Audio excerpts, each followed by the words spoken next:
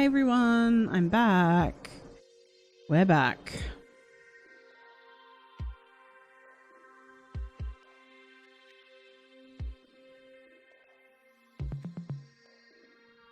Just setting everything up. I think tonight I'm going to delete OBS and then re-add it.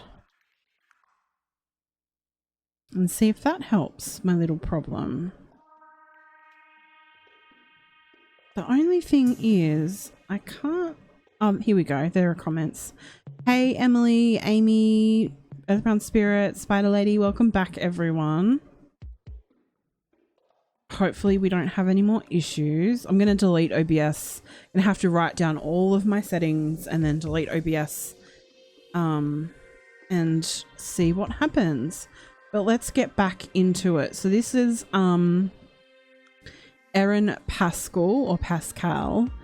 So on Christmas Day, she her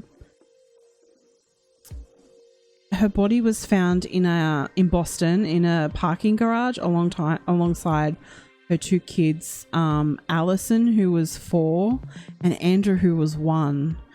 Pascal was 40, and she was apparently a communications and community relations professional. I don't really know what that means. So we aren't, as of now, I don't know whether they're 100% sure what exactly happened. They're still trying to work out exactly what happened. Obviously, we know that she killed them and then killed herself. The weird thing is that that's the 3rd, 4th, and 5th parking death in that parking garage in the last 7 months as well. They actually are concerned about that parking garage now, and they're actually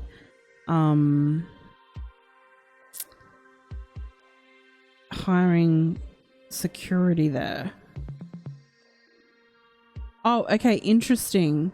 So since that article, the university is actually making some structural modifications so that no one can access the parking garage the way that they did. That's good. Okay, so let's have a little look at... Hey again, hey Bella Blue, hey Gail, hey Montana Sky. So this is just another crazy, absolutely horrific, tragic death, and on Christmas as well. The Boston Globe reported that she killed herself after her 2 children fell to their deaths, and they think that it's likely that it was the double murder suicide. And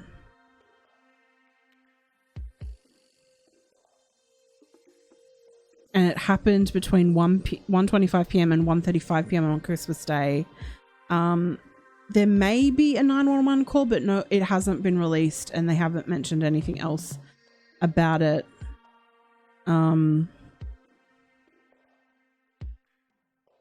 I'm not really sure whether if she had a partner or not.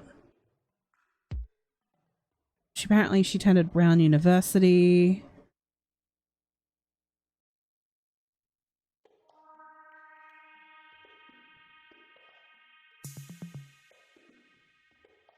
Apparently her and her husband married in 2013.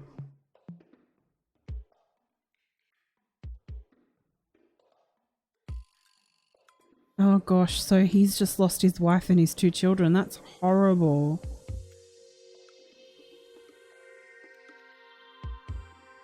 And so there was another death May 20th, another suicide, and then another one following December 9th as well, in that same area, in the same parking garage.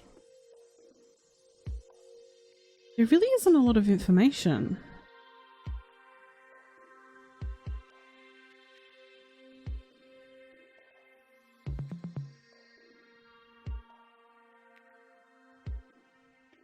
Yeah.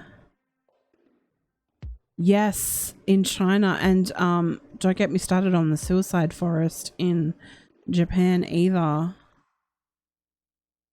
I'm so glad that they're closing it off though. That's really brilliant.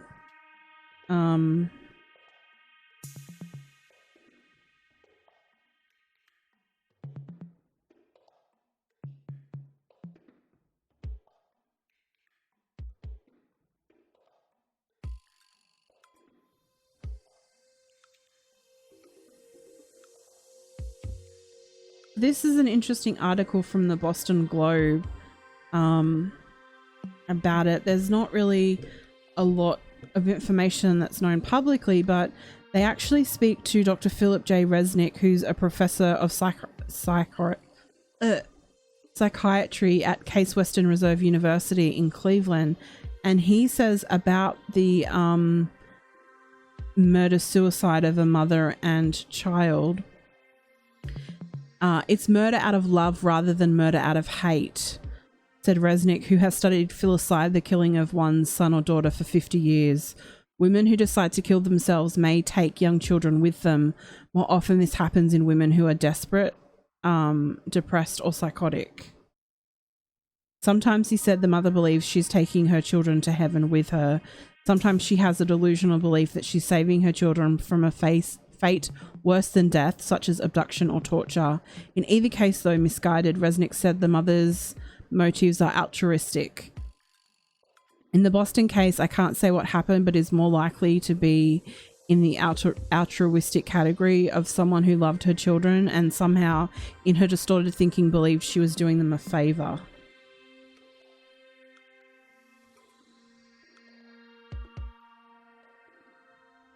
Women who kill their children have had a long-held morbid fascination with the public, apparently.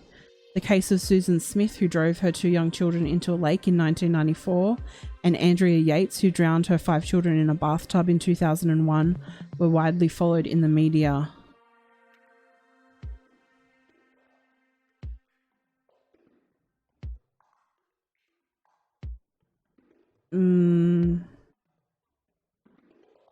They cautioned against calling Pascal evil because she was not thinking clearly.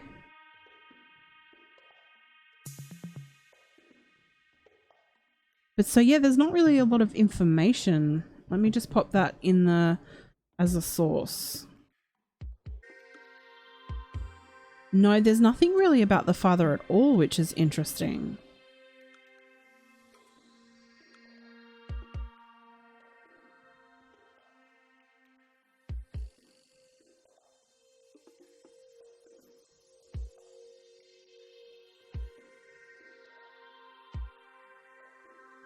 So she was a 2-year reporting intern to the newspaper's South County Bureau. Graduated from Brown.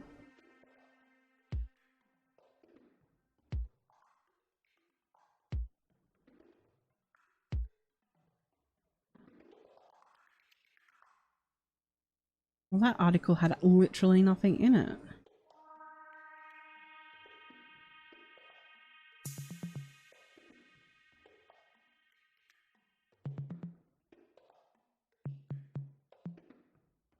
Okay, so this is an article from metro.co.uk. And in the article it says, a mother threw her 2 young children to their deaths from a parking lot before killing herself after an argument with her husband. Erin threw 4-year-old Allison and 15-month-old Andrew off the 8th floor of the garage next to the Ruggles MBTA rail station in Boston on Christmas Day. She then jumped to her death in what police are treating as a double murder-suicide. The double murderer's husband is said to have dialed 911 shortly before her death to say that they had argued and he feared his wife was suicidal. Oh, that's awful. Our investigation is showing that the 2 children fell first and then the parent fell after. Describing the scene she was met with on Wednesday, Rawlings, who is the Suffolk County District Attorney, said that it was horrible. There were children's shoes and the mother's shoe. There were belongings from the children and the mother strewn upon the street. The impact of the fall was visible from the street. Oh gosh, there's a photo of one of the mother's shoes. The crime scene is said to have been so disturbing that all those who responded to it will be offered counselling and additional support to help them process what they saw. 2 children's seats are said to have been found inside the car. Andre Surzawa said that his friend saw the horrific incident and wrote on Facebook, according to what his friend heard from a college student who saw what happened, the kids were crying and screaming before and after she threw them off the top of the garage, followed by the impact of them hitting the ground before she jumped herself. Oh my gosh, that is awful. That is so bad. That poor husband. That poor husband.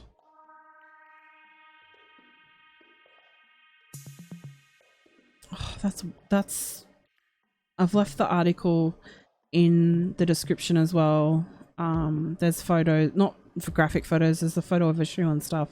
I'm not going to pop it up, but that's just so sad. And the fact the kids were crying and screaming. Hey Zobug Pickles, how are you?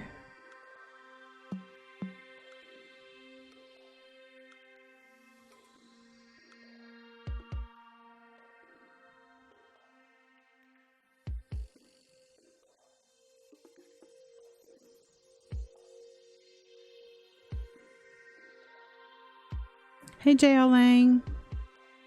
Yeah, that's just, yeah, well, Amy, I'm speechless too. It's just so sad. It's just so tragic. I wish that she'd gotten help. Those poor kids.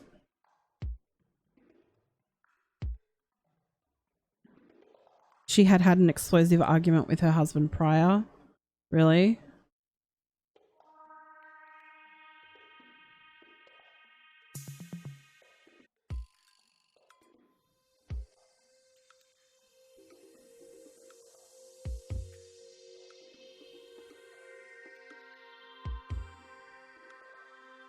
So there was a 911 call placed near that parking garage between 1:25 and 1:35.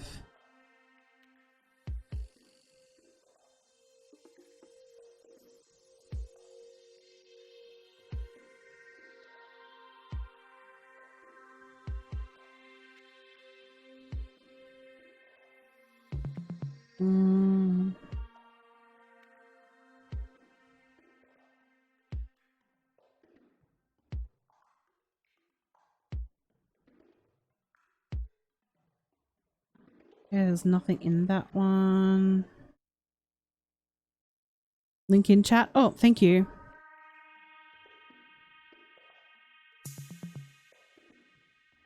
Oh, I haven't seen... I'm trying not to look at photos of the kids.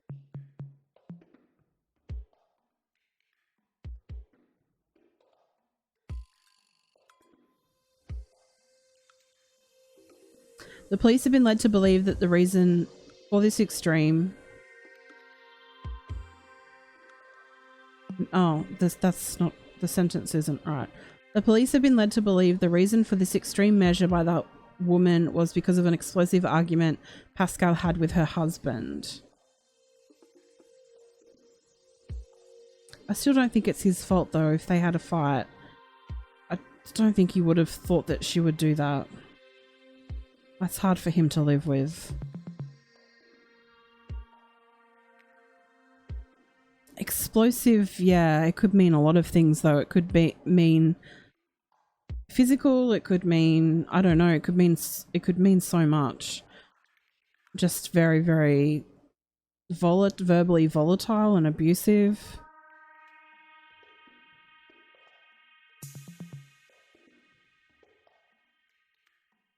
So sad though.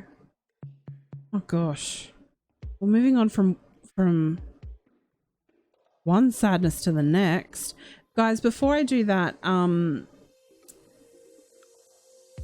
how is the video quality and the audio? Is everything okay? So far, I'm only restreaming on I'm only streaming on YouTube. I'm wondering whether that makes a difference as well. I might just stick to YouTube. Maybe YouTube and Periscope. Apparently I do well on Periscope. Hey Lady Pegasus, how are you? She was recently promoted. Yes, I read that. I think the other article was wrong. I don't think it sounds like she worked for Sanofi, not as a reporter or a writer. Very good. Yeah, I think I might just stick to Facebook and not Facebook, YouTube and Periscope. Hey Sandra, how are you? Thanks guys. Hey Miss Justice.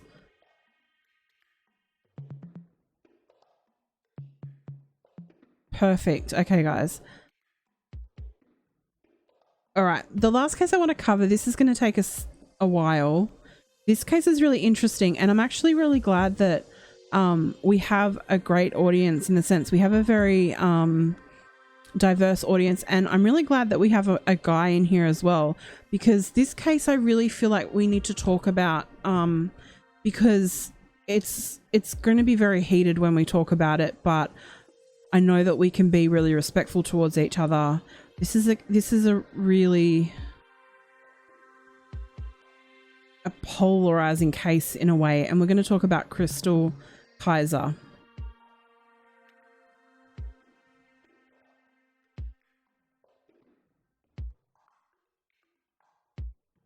So this story is,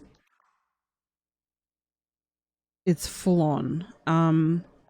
So Chrystul has been charged with first-degree intentional homicide. But Chrystul is alleging that the man that she killed, Randy Villar, he raped her and had sold her for sex. He was trafficking her. And it appears that she does have some validity to her claims, because 4 months before he died, he was actually arrested on charges of child enticement, using a computer to facilitate a child sex crime, and second-degree sexual assault of a child. And photo and video evidence at his home actually show that Chrystul was one of his victims. Hey Zeracia, how are you doing? So, a lot of people believe that she should be charged with homicide for killing her alleged rapist and abductor, and some people believe she shouldn't be charged. There is actually a law where she lives. Where did the images go? There they go. There's actually a law where she lives in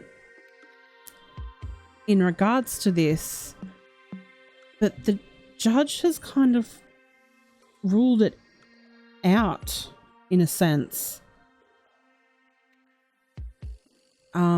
He said that it doesn't, what's the word? It doesn't like match with her story. So let's have a little look. The Washington Post has a great article on this that I'm going to read to you. I know that sometimes it can be a bit boring when I just read articles, but sometimes I think that it can be better, especially with cases like this, than to just give you facts, because in this article she actually does speak, and I think that's important. So I will leave the link again to this source in the description.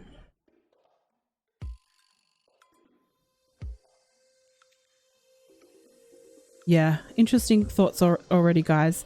Let's have a little look into this one. This one, oh, it gets me.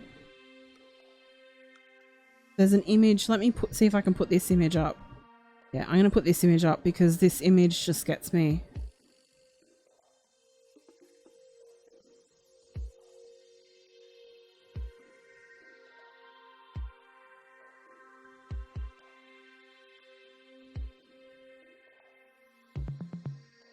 Okay. So it says he was sexually abusing underage girls. Then police said one of them killed him. Now, Crystal Kaiser, who was 16 when she met Randy Villar, is accused of murdering her alleged sex trafficker. She faces life in prison. This is by Jessica Contria. And this is in Wisconsin. Metal cuffs strained against her ankles as she shuffled down the courthouse hallway. She passed her mother, who she had grown used to seeing in the jail uniform. She passed the activists who saw her as a victim of child sex trafficking. She entered the courtroom where she was facing life in prison on charges of murdering her alleged sex trafficker. The court calls 18CF643, said the judge at this November hearing. State of Wisconsin versus Crystal Kaiser. Chrystul looked up at him, then down at her hands.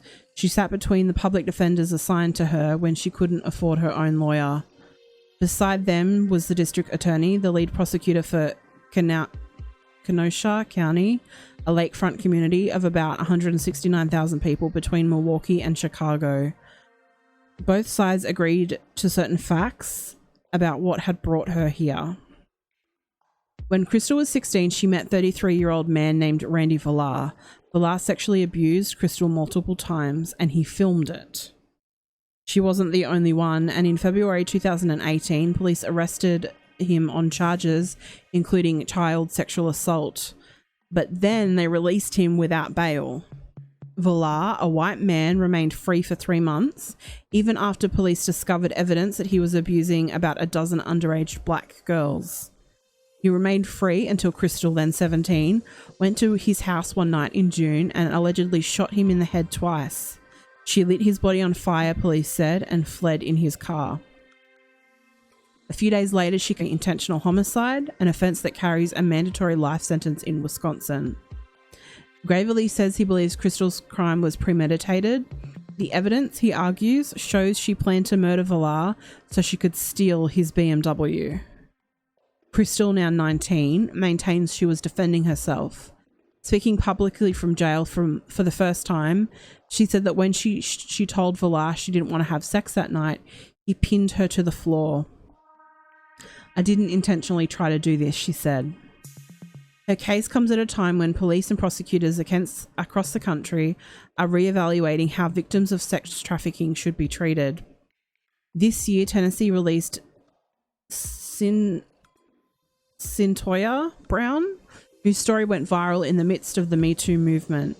She went to prison at age 16 and served 15 years for killing a man who purchased her for sex. Brown's story, along with the downfall of financier Jeffrey Epstein and singer R. Kelly, reveal what most child sex trafficking actually looks like in America.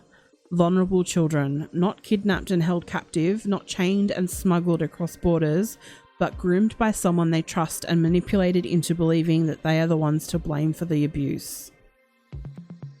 Under federal law, all children who are bought or sold for sex are trafficking victims, regardless of their circumstance. 30 states in the district have stopped charging minors with prostitution. Most states have a law that gives sex trafficking victims an affirmative defense. If they can prove at trial they committed a crime because they were being trafficked, they can be acquitted of certain charges against them.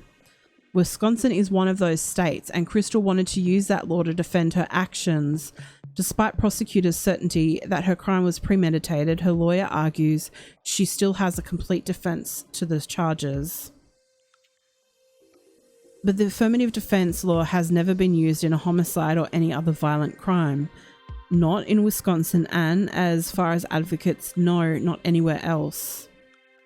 At this hearing, the judge was going to decide whether it could be. At this, with handcuffs on her wrist, Chrystul pulled the rosary around her neck. Behind her, the courtroom was filled with her supporters and with members of Villar's family. Your Honor, the lawyer began, and Chrystul listened closely as the men debated what she deserved. Actually, there is a 911 call as well. So, just after 5 p.m. on the morning of June 5th, 2018, a woman looked out of the window of her Kenosha home and spotted flames on the roof of a tiny tan ranch house on the corner. She punched 911 into the phone. Fire, she told dispatcher. House is burning. Do you know if anyone's in the house? The dispatcher asked. Within 2 minutes, Kenosha police arrived to find the answer. Inside, a badly charred body lay slumped to the ground. There were 2 gunshot wounds to the head. Dispatchers said that earlier that year, the house was involved in a call about a runaway child. Officers didn't yet know the details of that case, but it did give them a name for the homeowner, Randy Philip Villar III, who went by Randy.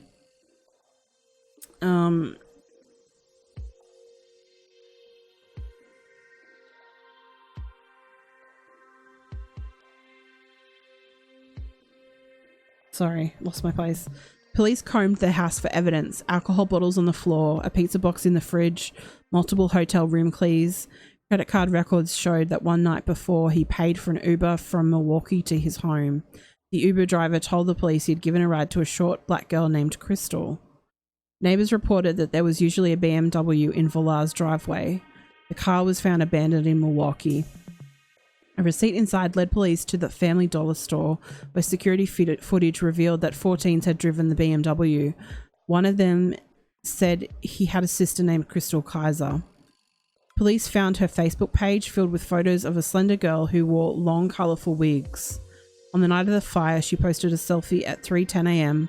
Behind her were curtains detectives recognised from Villar's house, and the caption read, "My mug shot."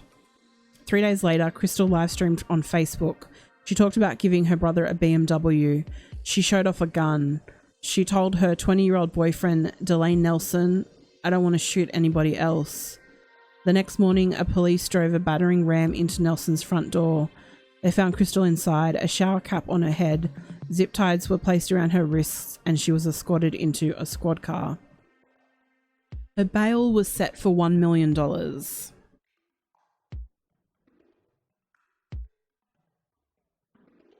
This article goes on in detail about everything, and it's very, very long, and you don't need to hear me read the entire thing. But what I did gain from this article is that she actually met Villar on something called Backpage.com. I don't know if you guys know what Backpage is, but it has actually been shut down now. But it was America's largest, basically, sex work prostitution marketplace. And there was a documentary on Netflix. I can't remember what it was called, but it actually discussed that and about how it was actually taken down, I believe, last year because it was involved in human trafficking. Let me go back and read comments.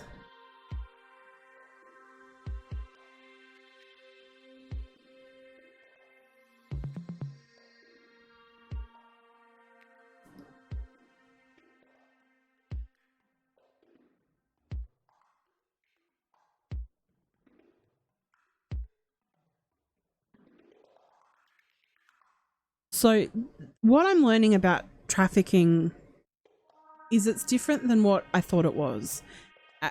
We mentioned it a little bit in that article. It's not being tied to a bed or anything like that. It's a very emotionally manipulative game that these groomers play with these young girls.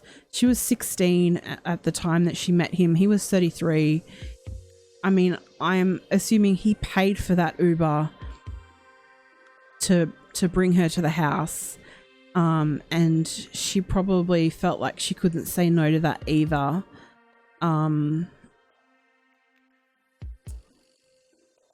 Which is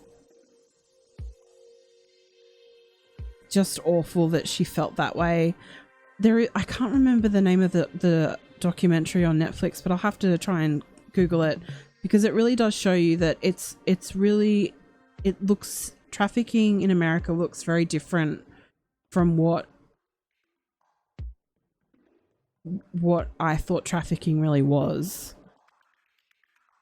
So in 2017, she actually ran away from home to move in with him, and he like wined and dined her and gave her everything she ever wanted. And sex crimes experts actually called what Volar and Chrystul had as trauma bonding. She was bonded to him because of what he'd actually done to her.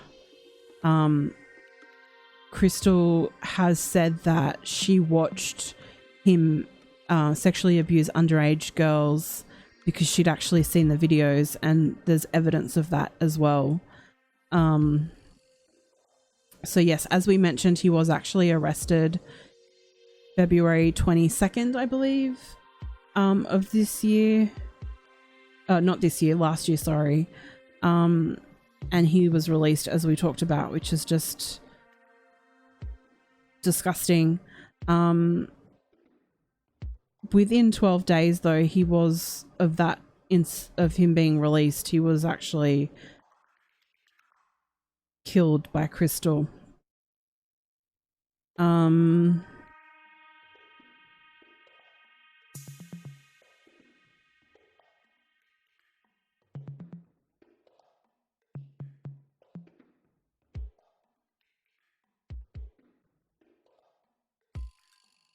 Okay, after Valère was killed, homicide detectives quickly learned more about his activities. On the day of his death, police received a call from TCF Bank, where most of Valère's money, $800,000 in assets, was housed. Prosecutors would later say that Valère's funds came from legal trading in cryptocurrency. The bank, police reports show, suspected something else was going on. A bank official called the police to flag that between November 2017 and May 2018, Valère had almost $1.5 million in transfers in a pattern of activity that the bank had associated with human trafficking. And he actually found Crystal Kaiser with her arms wrapped around her body, smiling at the camera.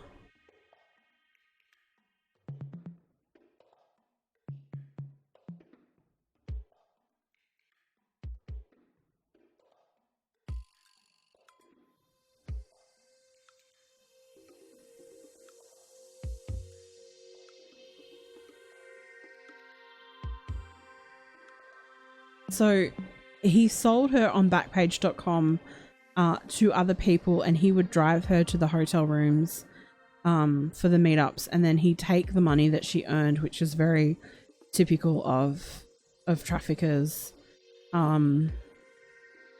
She tried to get away from him, but every time she tried, he'd sort of sink his teeth into her a little bit more.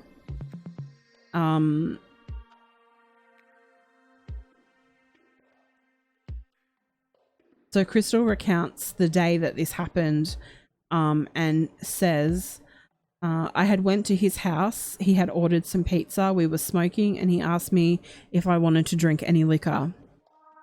And then he gave me this drug. I don't know what it's called. And after that, we started to watch movies. And then the drug, it made me feel weird or whatever. He started to touch my leg, and then like I had jumped and tell him I didn't want to do that. I just thought that I didn't want to do that stuff anymore because I was trying to change. I tried to get up, tried to get away from him, but I had tripped and fell on the floor, and he got on top of me. And he was trying to like rip my pants off, my jeans that I had on. I was like wriggling because once me and her boyfriend had fought, it tried to pin me down, but I'll wriggle to get loose. Crystal says she doesn't remember retrieving the pistol, but she can still hear the noise it made when she pulled the trigger. Like a pop, a high pop, she said. And she also says that she doesn't remember starting the fire that she fled from as well.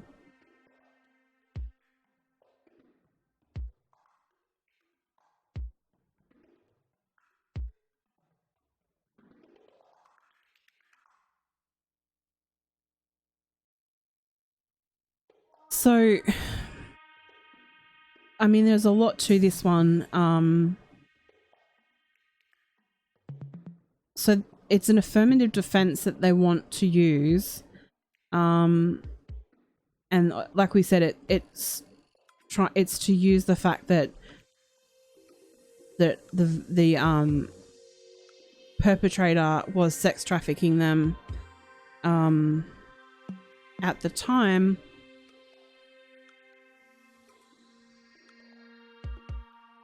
But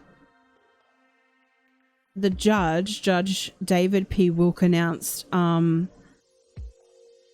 in December that her case didn't fit that and that she couldn't use that defense. So her lawyer's going to appeal that, but as of now, she can't use that defense. So she is going to be tried with first-degree murder of this man who it is proven trafficked her. So this is causing a lot of uproar, of course, in the community, in social media, because of the fact that it's been proven that he sex trafficked not only her but other young girls, and that he did assault her. There's proof of that. There's video of it.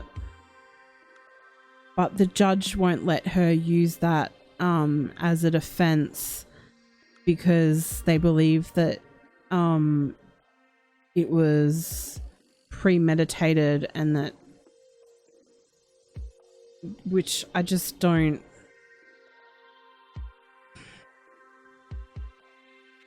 He paid for her Uber ride, right? A really long Uber ride, I'm imagining. He didn't have her shackled to a bed, I get that, but he had her shackled in her mind. That's my like personal belief with this. And to give her life behind bars at 19 for this just seems, to me, my personal opinion, just seems really wrong. I'm not saying that she should not be held accountable for ending someone's life. I don't believe that at all, but I don't know whether that's going to serve a purpose, just locking her in prison for the rest of her life. I don't know. What do you guys think?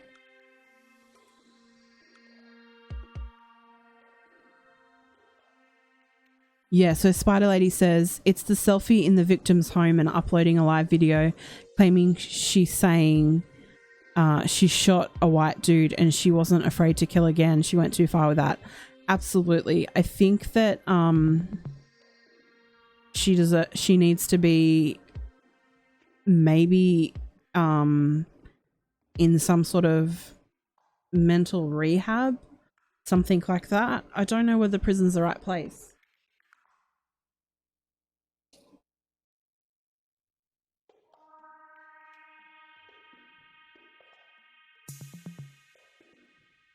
I'm interested to see what you guys think.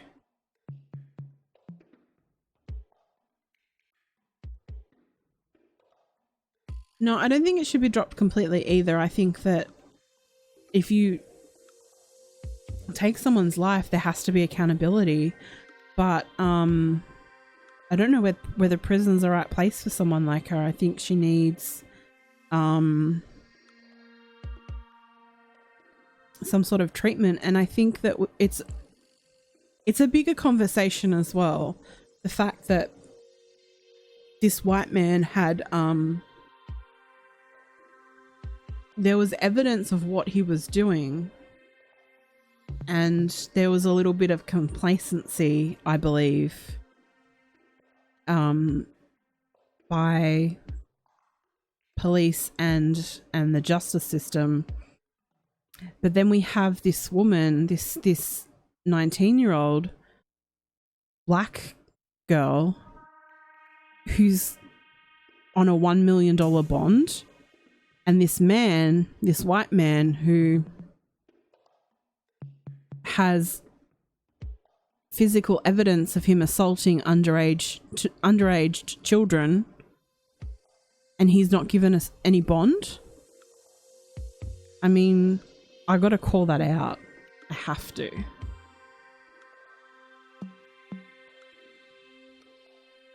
I agree, Debbie. I think that he should have had at least a higher bond. I take issue with this a lot. A lot.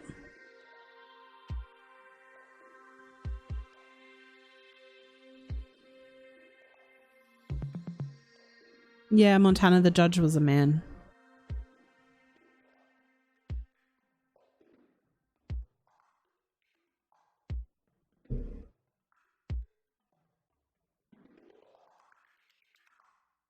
So, Spider Lady, have you seen, like, is the live still public? Is any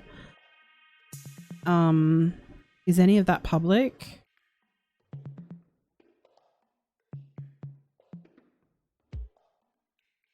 You know what? There's actually, let's have a look at this. There's actually a clip of her speaking from jail.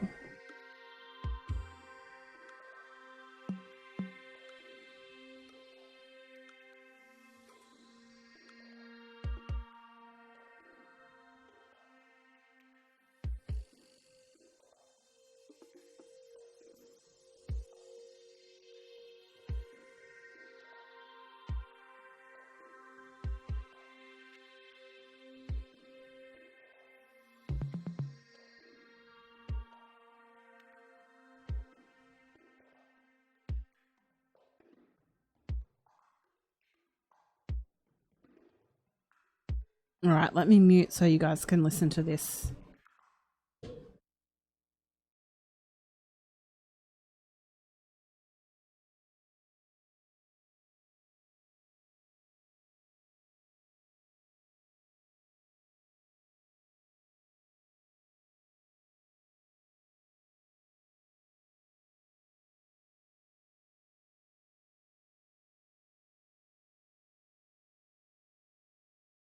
When you met Randy and you told me about some of the things that he did for you, what are some words that you would use to describe how he made you feel? Exquisite. Exquisite? Yeah. Like once I was younger, I had low self-esteem. I had social anxiety, and like just talking to people, it just like I get nervous and stuff. But then when you met him, how did that change? He made me feel good about myself. How did he do that? Buy me stuff. He's like a passionate sweetheart. What makes you say sweetheart? Why is that the word you would use? Because he would buy me little candies and stuff and surprise me with stuff. Crystal, if you could go back and change things, what would you change? Not going to his house that night. Just went to my mom's house instead. And at the time I wasn't thinking straight. I was just trying to get away. And what do you think that people need to know about why he died? That it was a mistake.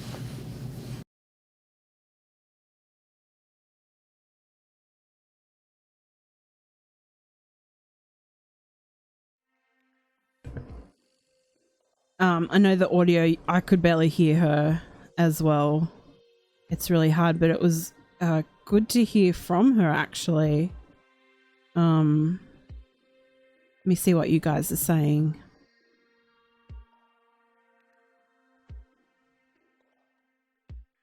You don't know if it's public or not.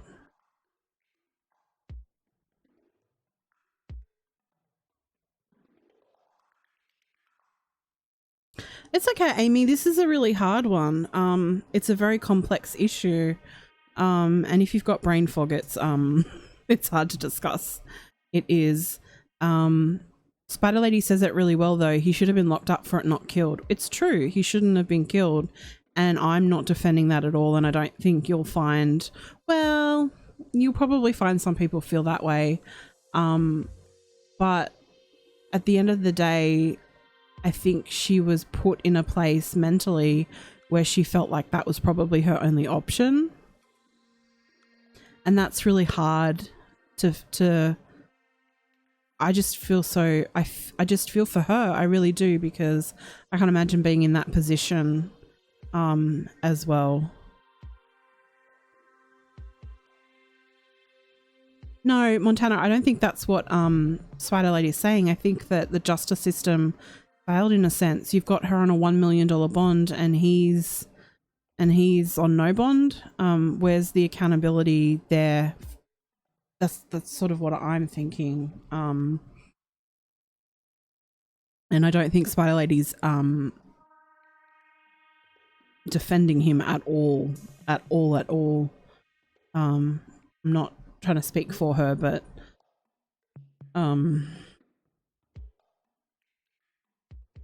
you're thinking the same as me, Lady Pegasus?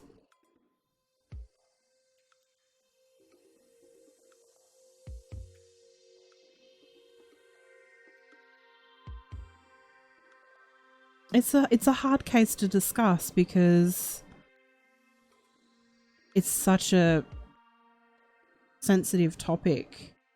But I think it's important that we can have these conversations and to be open about it, because I mean, up until a year or so ago, I didn't even know that trafficking was happening in developed countries. I didn't know it was happening in America and as prevalent as it is. And so it's good that we're talking about it now. I really want to discuss it more openly, and I really want to do a stream about it with people who are much more educated on it than I am, and people that are experts in it or that have been involved in it, because I want to learn more about it and know how we can help, because it is a real thing.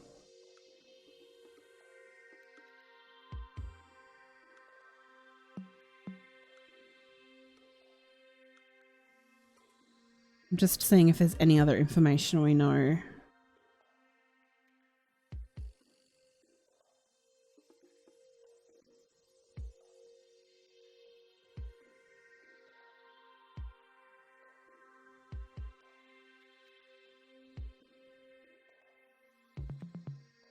I'm just trying to find out when her next, if there's any information we know about a trial date. I don't think there is, because they're now looking at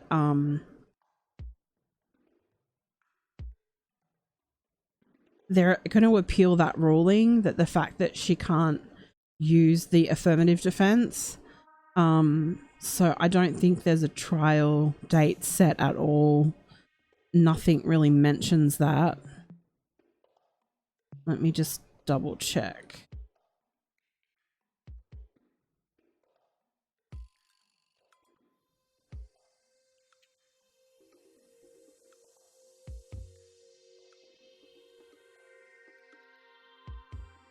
There's lots of people writing to her as well, which is nice.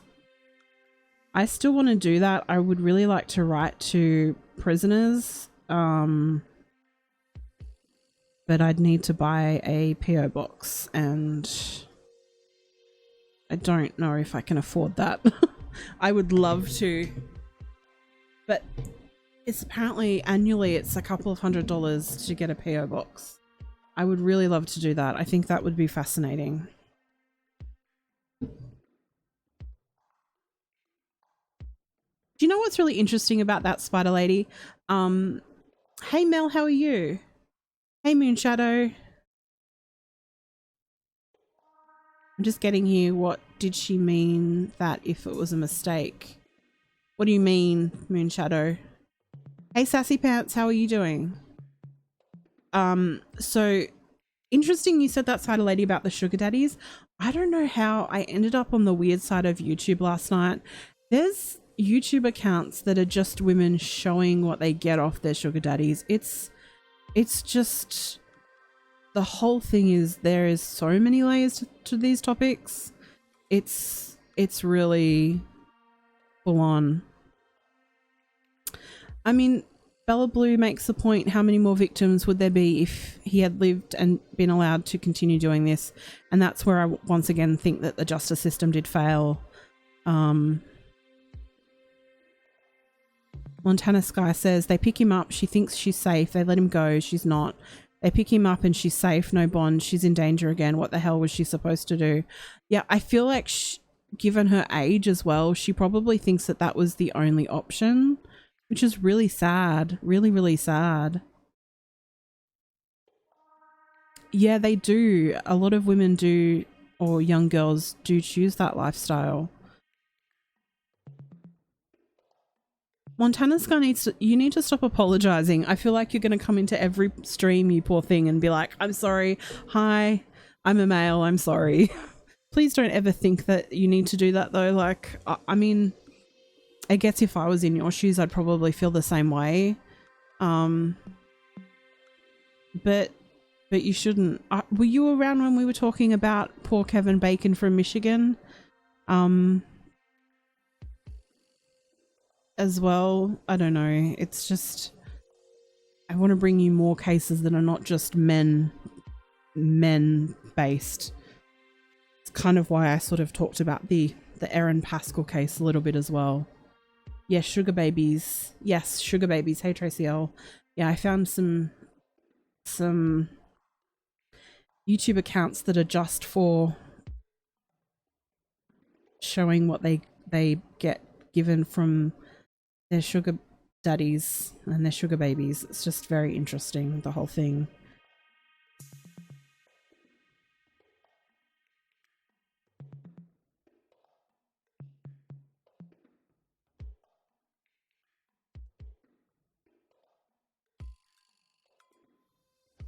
Interesting, Spider Lady. She says, I wonder if they had other girls speak in court. I don't know.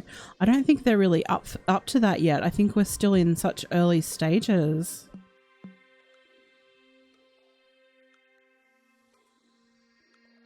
So Montana Sky, Kevin Bacon, not Kevin Bacon the actor, a 25 gay man from Michigan was, and so I wanted to sort of bring a case that's not just a man killing a female, because I don't want to just do cases like that as well. And that case really got to me. I felt really bad for him.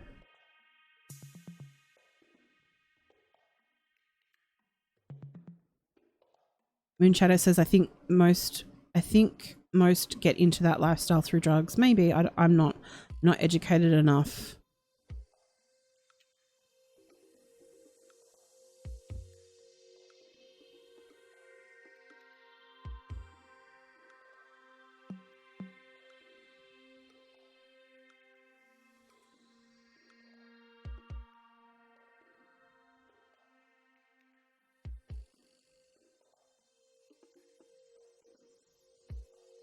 So that's the 5 cases I brought you today.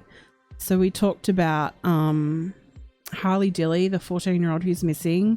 That's very confusing. There's a lot to that one as well. We just talked about Crystal Kaiser. We talked about poor Kevin Bacon. I will bring you more with that when we know more. Same with Harley Dilly. Aaron Pascal, the woman who sadly killed her 2 children and then herself. I'm glad though that they've done something about that area and are not they're going to try and make efforts so that doesn't happen again. And then we talked about the Mormon family massacre, which is just awful as well.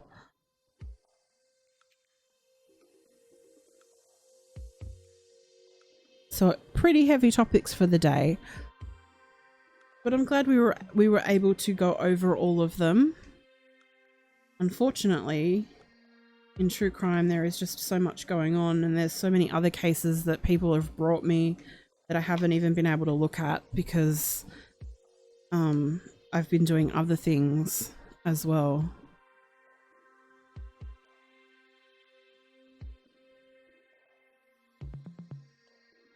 I will be on tomorrow to do a very special stream. It's the last day of the year for me in Australia, the 31st. And so I'm going to do a stream all about the cases that really captivated us and brought and really stand out from the year. I've got 16 written down, cases that had happened, cases that went to trial, news of people in former cases, just anything in true crime.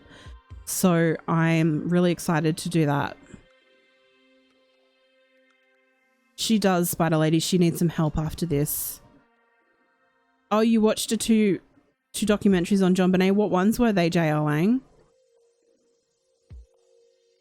I watched a couple of days ago. I watched Don't F with Cats, the Netflix documentary, and I started watching it. I knew nothing about it going into it. I started watching it, and about 5-10 minutes in, I was like, oh, this is about Luca Magnotta, and I know a lot about that case. Unfortunately, Luca fascinates me, and I know that it's hard because I want to be all about victims advocacy, but there's some killers that fascinate me, and I want to try and work out their brain. I never will, but it's hard, like a fine line between being respectful and being fascinated with them at the same time. So that's an interesting documentary, but just be warned that it's really full on. Luca is a very sick man. What I will tell you guys though is that the first episode's the hardest to watch because it discusses the animal torture. I wasn't sure what word to use. I found it's very fascinating, actually. I want to do a stream like solely based on Luca and the documentary and everything. That's actually coming up in the next couple of days, but a couple of weeks, sorry. But it was easier for me to watch things about the human aspect of it, but watching the stuff about the cats, it really proved the title, Don't F with Cats. Like, don't mess with animals. I can't watch it. So if you think you can handle it, they don't show you anything graphic, but it's just really hard. It's really confronting because you know what happens. I would really recommend watching the documentary because we're going to do a live about it and really talk about Luca and Junling, who sadly passed, and the whole interesting aspect of Luca, because he is an interesting character, unfortunately. So put that on your homework list, guys, because it's interesting. And I'm gonna say publicly, I've actually seen the snuff film of, unfortunately, of Luca killing Junling.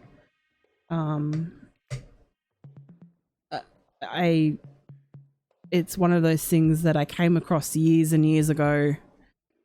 Hopefully it's harder to find now with all of the media coverage. Lady Pegasus, you should sign up for a month for free. For my dad's birthday, we bought him a huge TV and Netflix, and he is in love. We have Foxtel. We're getting rid of Foxtel probably for Netflix. I love Netflix. I'm watching You. It's a great show. I'm 20 minutes away from finishing season 1, so you guys will all know where I am after I end this live stream. I'm going to finish that season and then get started for tomorrow's video, tomorrow's live.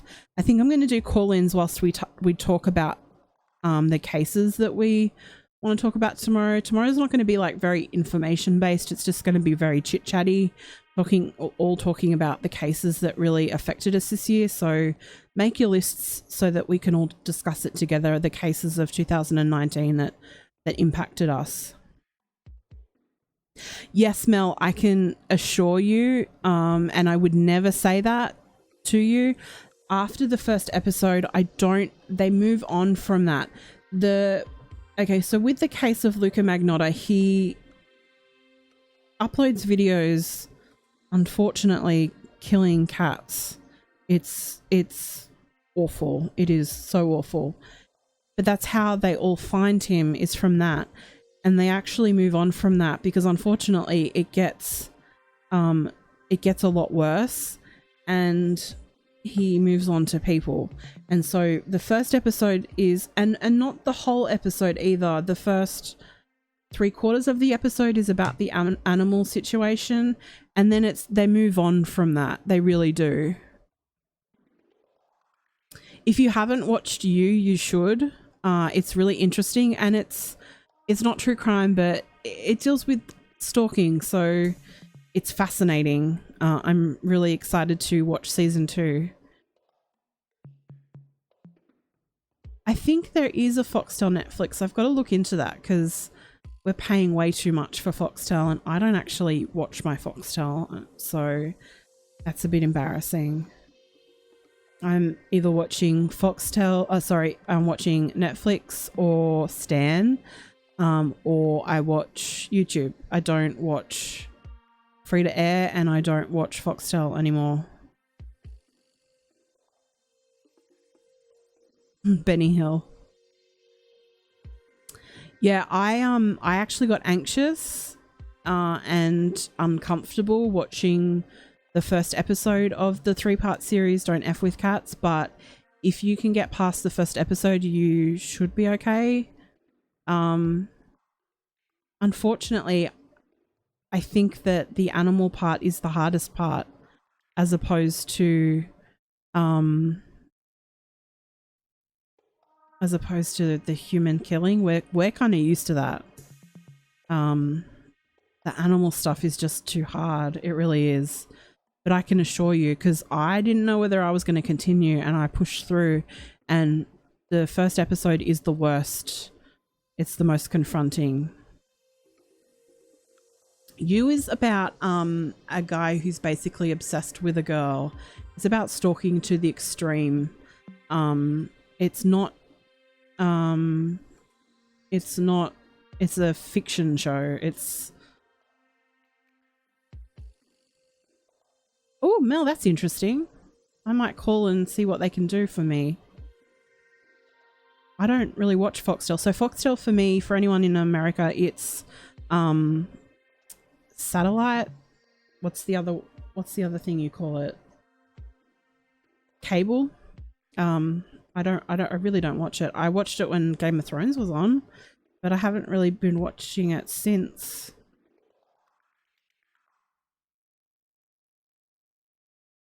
But I think I'm going to head out, guys, because I've been on for how many hours? 1 to 2 to 3 to almost 3 hours, and so I need to rest for tomorrow's stream. I'm really looking forward to it. It's not going to be me spurting facts or anything like that. It's just us going to chit chat about the cases this year that have really impacted us, and I may open the phone lines up so anyone can call in and chat about whatever cases you want to. So there's that. Thanks for sticking around for 2 parts today, and I'm going to work on my OBS because it's clearly temperamental. But I will see you guys tomorrow for another round of true crime. Thank you for sticking around. Same time tomorrow, 9 p.m. Eastern, 1 p.m. for us Aussies. There's a lot of Aussies in chat. Yay! I love it. You didn't piss off everyone, Spider Lady. What are you talking about?